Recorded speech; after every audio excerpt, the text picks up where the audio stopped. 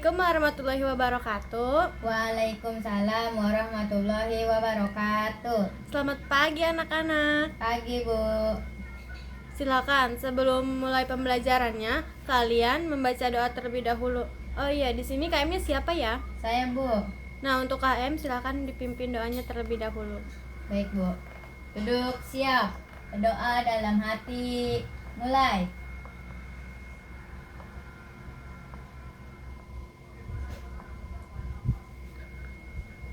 Berdoa selesai.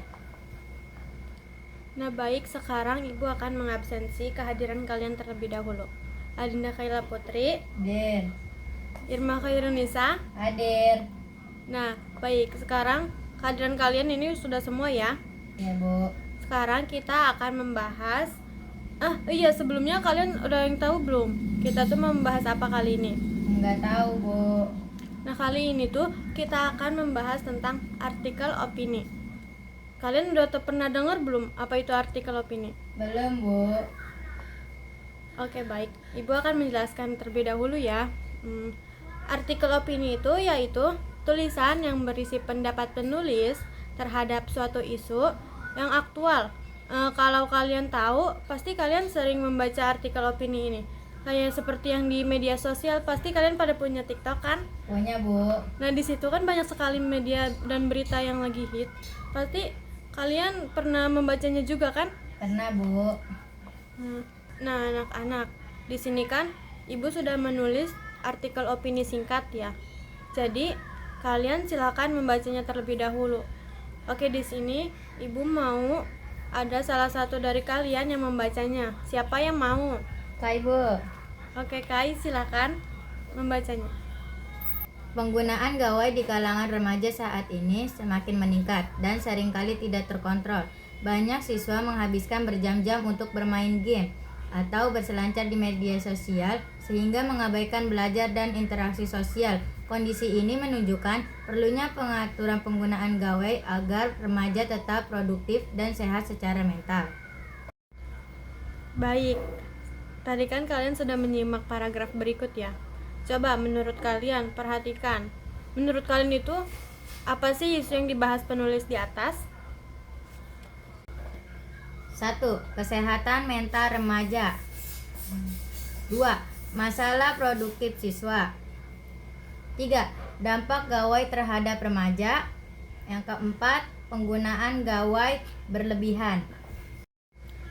Nah, bagus sekali. Jadi tuh paragraf yang tadi kalian baca itu merupakan bagian dari tesis, yaitu pendapat awal penulis. Nah, baik anak-anak. Jadi sekarang itu Ibu akan mengajukan pertanyaan kepada kalian. Jadi, jika kalian ingin menjawabnya, silakan kalian angkat tangan terlebih dahulu. Mengerti anak-anak? Ngerti, Bu. Nah, kalian simak ya pertanyaan dari Ibu. Iya, Bu. Dalam sebuah artikel opini, biasanya tuh ada 3 struktur. Ada yang bisa menebaknya apa saja? Saya, Bu. Oh iya, silakan Kai. Tesis, argumentasi, dan kesimpulan.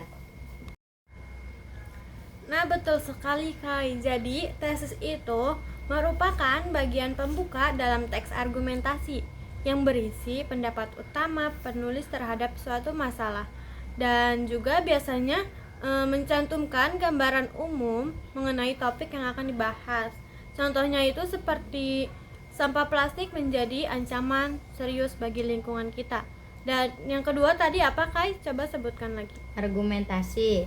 Nah, ya, argumentasi itu berisi alasan, data, dan fakta yang mendukung pendapat penulis.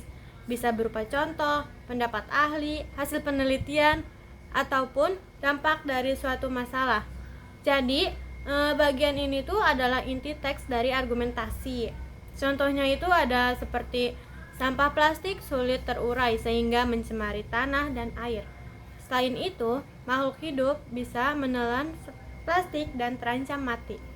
Dan yang terakhir itu tadi ada penegasan ulang. Jadi, penegasan ulang ini berada di bagian penutup, berisi penguatan kembali pendapat atau kesimpulan dari argumen yang telah disampaikan dan tujuannya untuk meyakinkan pembaca Contohnya seperti, jadi penggunaan plastik sekali pakai harus dikurangi demi menjaga kelestarian lingkungan. Nah, baik anak-anak, kali ini tuh kita sekarang mencoba menemukan teks argumentasi.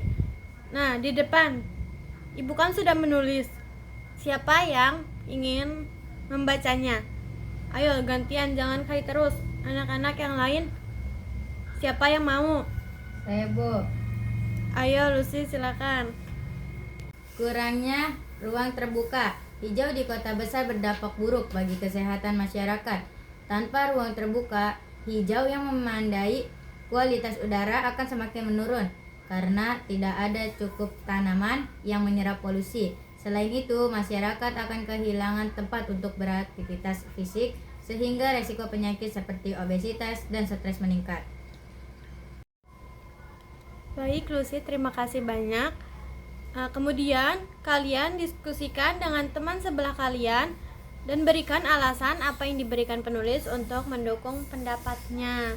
Jadi ayo sekarang silakan kalian, Ibu kasih waktu 20 detik untuk kalian berdiskusi dengan teman sebangku kalian.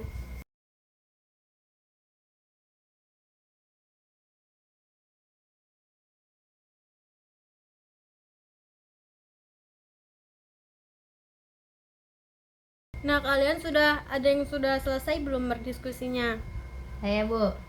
Oke, baik. Ayo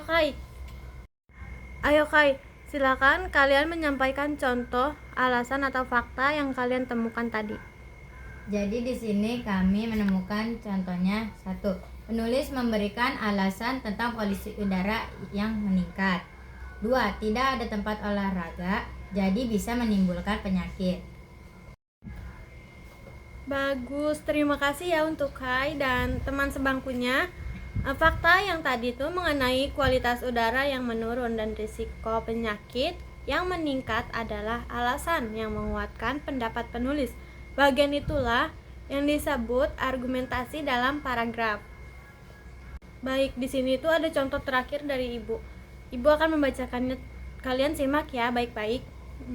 Masyarakat perlu membudayakan membaca sejak dini, karena membaca dapat meningkatkan wawasan dan kemampuan berpikir. Saya berpendapat bahwa kebiasaan membaca sangat penting untuk mempersiapkan generasi yang cerdas dan kreatif. Banyak siswa menilai membaca membosankan, sehingga mereka lebih memilih bermain gawai. Oleh karena itu, sekolah dan keluarga harus bekerja sama untuk menciptakan lingkungan yang mendorong minat baca. Nah, tadi kan Ibu sudah menjelaskan. Coba sekarang kalian sebutkan kata-kata yang menunjukkan pendapat atau penilaian penulis. Nah, silakan Kai. Coba kamu sebutkan kata-kata yang tadi menunjukkan pendapat atau penilai penulis. Menilai, berpendapat, menyimpulkan, penting, dan perlu. Oke Kai, terima kasih banyak-banyak ya. Jadi jawabannya tepat sekali. Itu disebut dengan kata kerja mental karena menunjukkan sikap atau penilaian penulis terhadap suatu hal. Jadi sekarang, apakah kalian menemukan kata hubung yang sesuai menunjukkan alasan atau sebab akibat? Oke, baik Kai. Jadi apa yang kamu temukan dari kata hubung tersebut? Ada, Bu, karena, sehingga, oleh karena itu. Baik, betul sekali. Hebat, betul sekali Kai. Jadi itu disebut konjungsi argumentatif yang digunakan untuk menjelaskan hubungan sebab akibat dalam argumen. Sekarang, dalam waktu 1 menit, tuliskan 1 pertanyaan pendapat tentang isu yang kalian pilih. Misalnya, ada teknologi, lingkungan, pendidikan, dan lain-lain. Baik, sekarang silakan kalian cari ya, ini secara mandiri, bukan kelompok. Jadi, teman yang di sampingnya tidak boleh melihat.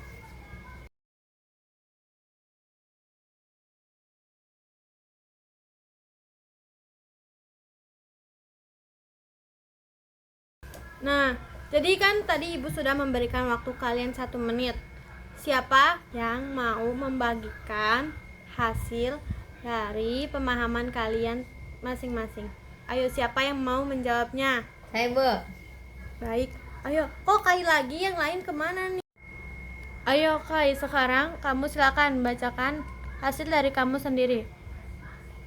1. Perkembangan teknologi digital telah mengubah cara manusia bekerja, belajar, dan berinteraksi. 2. Kedisiplinan merupakan faktor utama yang menentukan keberhasilan siswa dalam proses belajar. Nah, bagus. Tesisnya kalian sudah jelas dan fokus pada satu isu. Terima kasih ya, Kai. Iya, Bu.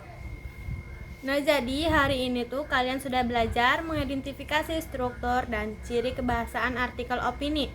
Tetapi ingat ya, kalian harus tetap ingat, opini itu harus kritis, harus logis, dan disampaikan dengan bahasa yang santun. Baik, terima kasih anak-anak atas partisipasinya. Pembelajaran hari ini Ibu cukupkan. Sekian, wassalamualaikum warahmatullahi wabarakatuh. Waalaikumsalam warahmatullahi wabarakatuh.